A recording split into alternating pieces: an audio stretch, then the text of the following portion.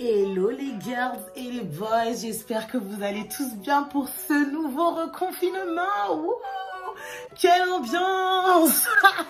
Aujourd'hui, j'ai décidé de vous faire une vidéo. Et ça faisait longtemps que je n'avais pas fait ce genre de vidéo. Ça va être une story time. Il y a beaucoup de gens sur YouTube qui me follow par rapport à mes story time. Et aujourd'hui, je me suis dit, je vais vous faire plaisir parce que bon, quand même. Donc, ça va être une très très longue série parce que, voilà, ma carrière de coiffeuse là, elle dure. Ça va encore durer.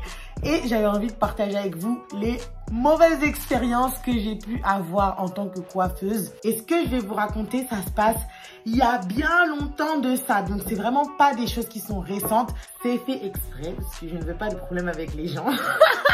Mais en tout cas, c'est des histoires un petit peu croustillantes. Donc, j'espère que vous êtes prêts. Let's go! Toutes les histoires que je vais vous raconter dans cette vidéo sont des histoires qui ont eu lieu lorsque j'étais coiffeuse à domicile pour Napimi. Donc, je ne sais pas si certaines d'entre vous ont déjà pris rendez-vous via cette application, mais c'est un truc qui est hyper génial. Je vous explique un peu le concept.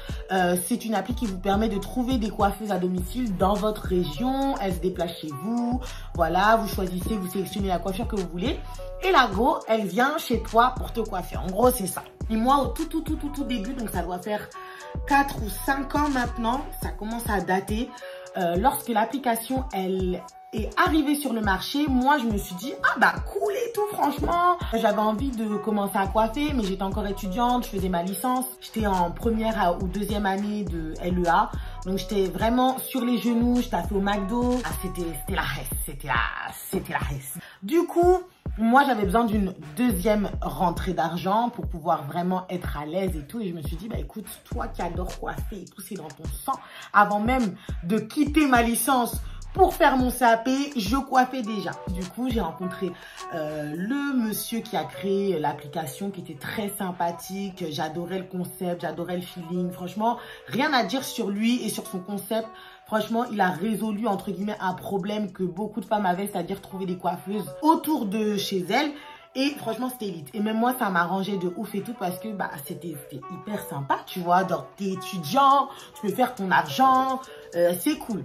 Maintenant, il faut savoir que sur cette application-là, nous, les coiffeuses, on était appelées ambassadrices. Parce que comme, voilà, on n'était pas diplômés, en tout cas, moi, pour ma part, je n'étais pas diplômée. Hein, je coiffais vraiment sur mon temps libre. J'avais appris à coiffer des petites et tout ça. Donc, je savais tresser, faire des trucs et tout ça, des braids. Mais je ne savais pas faire des soins. Je n'avais pas l'expertise que j'ai aujourd'hui. Mais ça, c'est autre chose maintenant. Je suis diplômée, j'ai envie de vous dire. Donc, ce qui s'est passé, c'est que, comme je vous expliquais, vous pouviez sélectionner votre ambassadrice et choisir quelle coiffure vous vouliez. Et souvent, on était mis en relation via une messagerie qui était vraiment sur le site internet. Hein. Donc, les filles, elles vous sélectionnaient, vous veniez chez elles et tout. Moi, les premiers trucs un peu chiants qui m'est arrivé sur cette application, c'est que, premièrement, j'arrivais tout le temps chez les gens avec peut-être, allez, 15-20 minutes d'avance parce que je déteste être en retard. C'est vraiment un truc, it's a no-no for me. Genre, moi, il n'y a pas de retard qui tienne. Je suis toujours en avance partout où je vais. On dirait que, voilà, on me pourchasse. Et en fait, j'arrivais souvent en avance, donc moi ça me dérangeait pas, mais quand il était genre 5 minutes avant le rendez-vous, j'envoyais un petit message, salut, je suis là et tout, c'est la coiffeuse, nanani. Combien de go m'ont laissé en i en bas de leur immeuble en mode j'arrive et les go n'arrivaient pas. C'est-à-dire que elles-mêmes, elles n'étaient pas chez elles pour leur propre rendez-vous. Mais regardez l'audace des gens. Et moi, j'étais genre archi choquée au début. Je savais pas trop comment me prendre. Donc, je me disais, écoute, c'est normal. C'est les débuts. L'appli vient de se lancer. Peut-être que les gens, ils ont pas encore bien capté le concept. Jusque-là, c'était pas trop grave. Donc, il y a eu premièrement les retards qui étaient très récurrents. Les clientes, elles arrivaient en retard tout le temps. Et ça, c'est un truc, je peux pas. Ensuite, vous aviez les moments où je rentrais chez certaines clientes, pas un bonjour, pas d'amabilité, pas un accueil de fou. Je m'attends pas à ce que vous m'applaudissiez quand j'arrive chez vous, mais soyez un petit peu avenante, sympathique et tout. Donc, j'ai eu des très bonnes clientes via cette application. D'ailleurs, il y en a certaines que je continue à coiffer aujourd'hui qui sont des amies même, des clientes fidèles que j'ai gardées, qui m'ont toujours suivi et je remercie ces personnes-là parce qu'elles ont été top et elles m'ont montré que vraiment c'était la voie que j'avais envie de suivre. Mais pour la grosse majeure partie, et ce qui a fait aussi que j'ai quitté l'appli au bout d'un moment parce que ça m'avait gavé, c'était un cauchemar. Un cauchemar, AVC, je ne pouvais plus. Il y a des fois où j'arrivais et en fait, c'est vrai qu'on n'est pas tous habilités à avoir tout ce qu'il faut pour pouvoir mettre son matériel chez soi, poser ses affaires. Donc c'est vrai que j'arrivais chez les personnes, je pouvais pas poser mon peigne, mon sèche-cheveux ou quoi auquel, il n'y avait pas d'endroit en fait. Et parfois même, on ne proposait pas ni un verre d'eau, ni quoi que ce soit. En fait, ils en avaient rien à taper, ça veut dire qu'ils pouvaient me laisser debout pendant des 7 heures à faire des tresses. Pas un verre d'eau, on me proposait. Donc du coup, moi, comme j'ai plus d'un tour dans mon sac, qu'est-ce que je faisais? Je ramenais mon petit goûter, tu vois. Bouteille d'eau, petit gâteau, histoire de pas mourir de faim chez les gens, tu vois. Mais c'était quand même complexe. C'était quand même dur. Ça encore, à la limite, vous allez me dire, bon, voilà, on n'est pas là pour ça, donc il n'y a pas de problème. Il y a eu pire. Le pire, c'est quoi? Le pire, c'est comment? En fait, un soir, premièrement, je vais chez une fille déjà. Je commence à la coiffer vers 17h30, 18h. Sachant que c'était des braids, donc elle voulait des tresses assez fines. Donc c'était vraiment un travail qui demandait un certain temps. Donc je la coiffe et tout. En plus, on avait un bon feeling, donc ça se passait bien. Je la coiffais et tout. Là, je vais pour finir sa coiffure. Je lui dis, bon voilà, ça fera tant et tout. Elle commence à chercher dans son porte-monnaie les sous. Donc elle cherche et tout jusqu'à... Elle se baisse en dessous de la table. Elle regarde dans ses placards.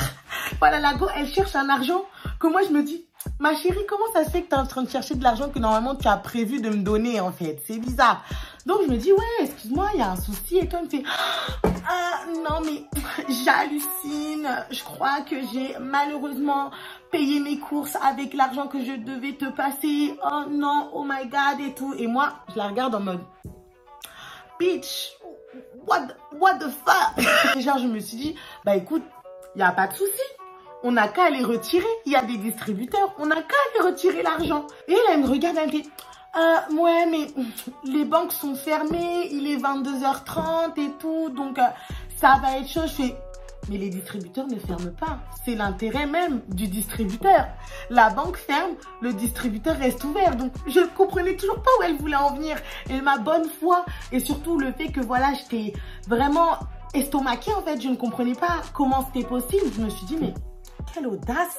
Là, elle commence à faire la go, qui appelle au téléphone, je sais pas qui, pour dire oui, vas-y, là, je suis en galère, tu comprends pas, je suis grave en galère et tout. J'ai payé avec les sous que je devais donner à la coiffeuse et tout. Je fais, bah, au pire, fais-moi un virement.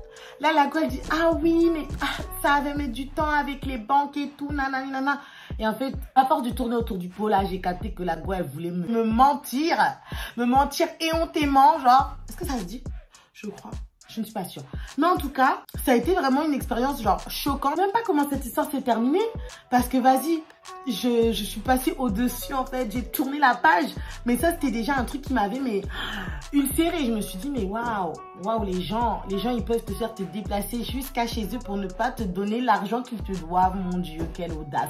Du coup, depuis, il n'y a pas d'histoire comme ça. Vous ne pouvez plus me faire des choses comme ça. Avec mon niveau de professionnalisme de 2020, ça n'existe plus. Histoire suivante. Il y a eu une autre fois où une dame, elle m'a donc contactée sur l'application en me demandant des Havana Twist. Donc pour celles qui ne savent pas, les Havana Twist, c'est ça. Elle voulait cette coiffure-là, un truc assez court, etc. Et moi, je connais très bien les mèches, je connais quel produit il me faut pour réaliser cette coiffure au mieux. Donc je lui envoie donc mes recommandations, la marque des mèches à acheter, la marque du gel aussi, pour qu'on puisse faire le truc. Elle me dit, oui, les mèches sont chères, franchement, on n'a qu'à prendre une autre marque. Je fais oui, mais par contre, le problème, c'est que les autres marques, elles sont certes moins chères, mais elles ne réagissent pas à la chaleur. Celles qui connaissent les mèches qu'on utilise pour faire des rajouts, vous avez des mèches qui vont réagir à la chaleur, c'est-à-dire que quand vous allez les plonger dans l'eau, elles vont avoir une réaction, donc elles vont se maintenir mieux grâce à la chaleur. Vous pouvez même parfois les lisser ou faire des boucles. Et vous avez d'autres mèches là, la mauvaise qualité, une tellement basse qualité que ça blesse vos doigts quand vous tressez. Ça là, ça va rien faire. C'est-à-dire que tu peux plonger dans 500 degrés de eau chaude, ça va rester la même chose. Mais elle n'a pas voulu m'écouter. Ok, that's ok, that's ok. Maintenant, qu'est-ce qui se passe? Je dis à la go, achetez telle marque de gel. J'arrive chez la go, je vois elle a pris un gel Carrefour, mon frère. Dernier gel Carrefour, fixation béton de je ne sais pas quoi, Schwarzkopf. J'ai dit, mais madame, c'était pas ça que vous avez demandé. Elle a dit, ah, mais ton gel là, il était trop cher. Je dis, oui, mais par contre, moi, je peux pas vous garantir un résultat avec ces mèches et avec ce gel. Comme moi, j'ai donné une marque et un gel. Donc, j'arrive et tout, je vois les mèches, je suis complètement décontenancée. Je vois le gel, je suis au bout de ma vie. Je me dis, bon, écoute, fais ton travail. Coiffe la go et voilà. Franchement, ce type de coiffure, ça va mettre entre 2 heures si t'es chaud et rapide et 4 ou 5 heures si vraiment, voilà, soit la personne elle a beaucoup de cheveux ou si les mèches sont de mauvaise qualité et que t'es obligé de te battre pour démêler les mèches. Donc, vu que ça a été mon cas, je suis restée au moins 6 heures chez la go, mais 6 heures d'un tel malaise. Genre, je lui posais des questions en mode, oui, du coup, vous utilisez quoi comme produit, nanani. Elle me répondait sèchement. Elle me disait, non, mais moi, je suis pas nappie, hein. Je suis comme si c'était une insulte déjà. Madame, quand même, calmez-vous, alors qui êtes-vous? Et du coup, c'était grave malaisant. Et moi, en fait, j'arrivais, je m'en sortais pas avec les mèches, la tête de Wham, que je ne savais pas ce que je faisais. Je ne savais même pas quel résultat j'allais avoir. Donc, finalement, quand il est arrivé le moment où j'ai dû plonger les mèches dans l'eau chaude, ce que ça a fait, c'est que non seulement le gel m'avait quand même un peu permis de fixer les pointes, mais une fois plongé dans l'eau chaude, ça se défaisait. Donc, avant même que j'ai quitté chez la go, les mèches, elles étaient déjà en train de se défaire. Donc, moi, je savais que c'était fucked up, en fait. Je savais à ce moment que là, il n'y avait plus d'espoir. Je rentre chez moi et tout. Là, je vais sur l'application. Je lis dernier sale commentaire. Oui, coiffeuse non professionnelle. Voilà, les mèches qu'elle a utilisées n'ont même pas tenu. J'ai même pas pu garder ça 2 jours. J'ai dû défaire et aller me refaire coiffer ailleurs. Mais... j'étais comme une ouf, Comment ça, maintenant, ça vient sur mon dos?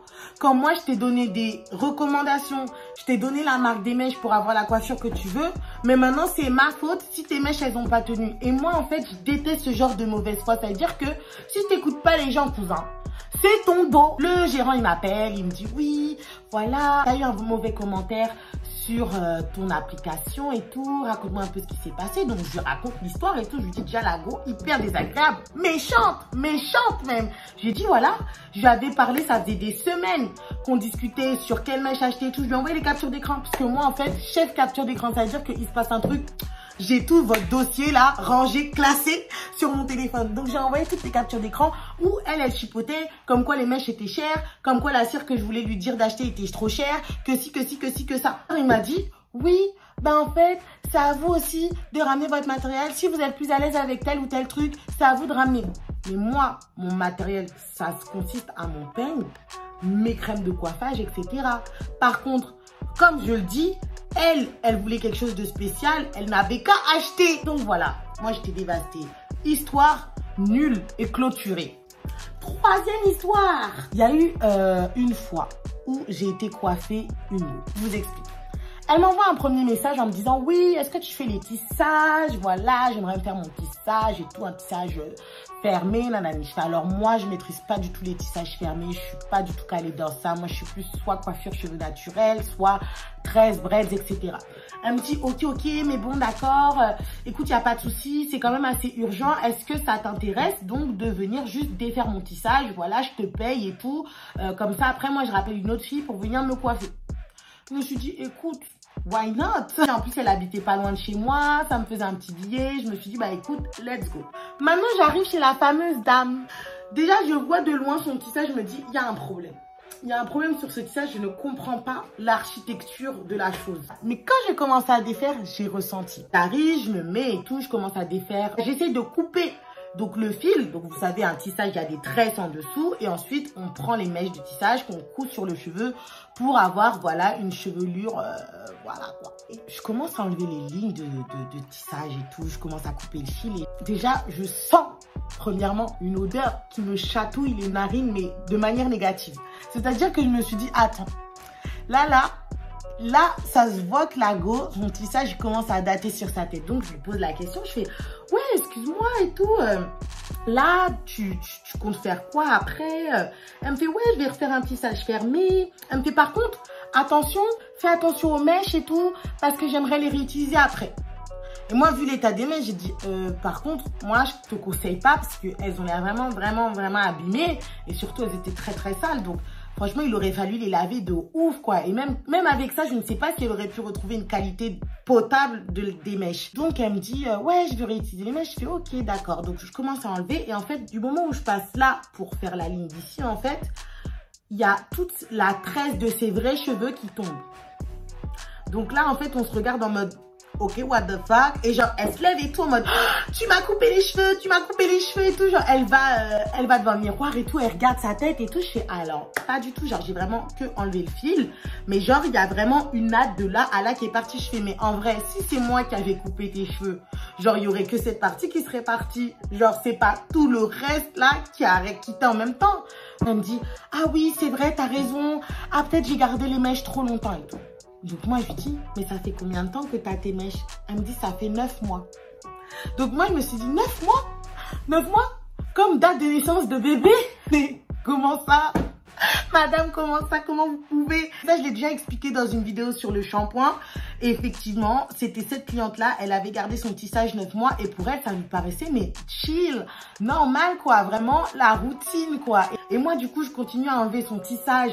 Plus j'enlève les mèches, plus je vois la crasse, plus je vois vraiment, je suis au bord de l'AVC parce que c'est des images dures, des souvenirs durs.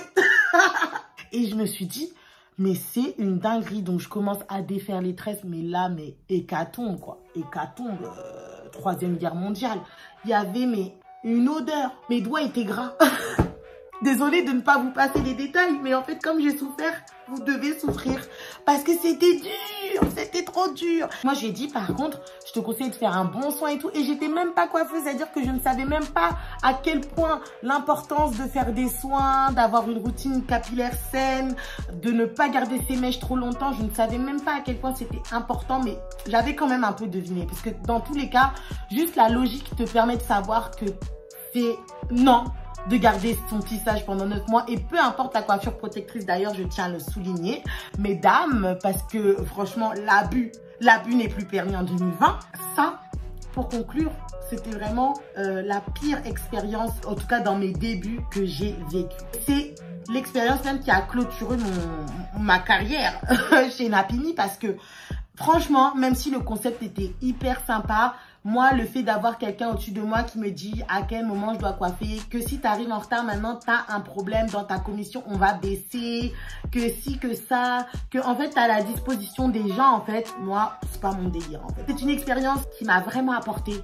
J'ai kiffé coiffer et apprendre, en fait, à gérer une clientèle, à gérer des clientes que tu connais pas. Voilà, c'est autre chose de coiffer ses copines et de coiffer des vraies clientes. Tu as une autre approche aussi, il faut rester professionnel. Parfois, tu as envie de péter un plomb et tu peux pas. Mais c'est vrai que c'est pas ce qui me correspondait. Et j'étais hyper contente quand même de travailler pour cette application parce que ça a quand même permis de me lancer dans le game de la coiffure à domicile. Donc franchement, c'était cool, mais en tout cas, ça ne se reproduira pas. Et c'est aussi une des raisons pour laquelle je ne me déplace pas chez les gens parce qu'il y a trop de problèmes. C'est trop compliqué. En tout cas, j'espère que cette petite vidéo vous aura plu. J'ai encore pas mal de choses à vous raconter. Donc, si vous voulez d'autres story time sur mes expériences atroces en coiffure, n'hésitez pas à m'écrire ça en commentaire. N'hésitez pas aussi à liker la vidéo, à la partager autour de vous si ça vous a fait rire. Et aussi à vous abonner en masse. Là, on est 8000 et quelques depuis des années. On n'a qu'à faire monter ça à 10 000. On n'a qu'à faire monter. En tout cas, je vous fais des bisous. Ciao, à bientôt.